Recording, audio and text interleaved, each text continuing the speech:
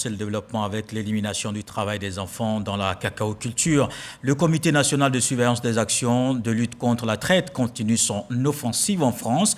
Le CNS s'est invité par l'association Les Amis de San Pedro à animer à Saint-Denis une série de conférences, une rencontre qui a permis de présenter les mesures prises par la Côte d'Ivoire et les actions qui sont menées pour éradiquer le phénomène. Le reportage de Cheikh Koné.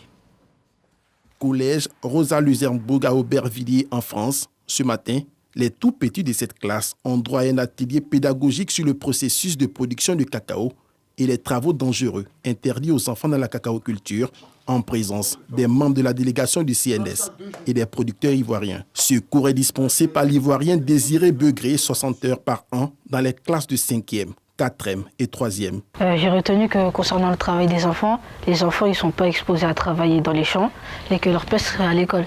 Mais que quelquefois, ils peuvent aller aider leurs parents dans les champs.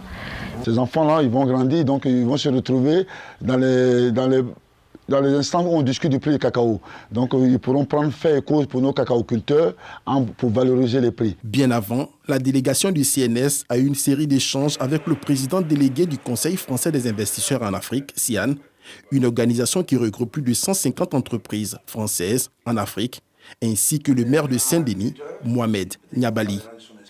Autant nous sommes totalement opposés au travail forcé des enfants et au travail dangereux des enfants, autant nous pensons qu'il faut prendre en considération les particularités locales, qui sont que les exploitations de cacao sont souvent des exploitations familiales, et que quand les papas et les mamans travaillent avec leurs enfants, ça n'est pas une exploitation d'enfants.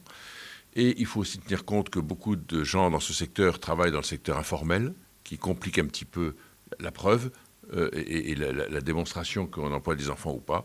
Et donc je pense que c'est un sujet qu'il faut regarder avec une véritable volonté de faire progresser les choses, mais avec un bon équilibre aussi.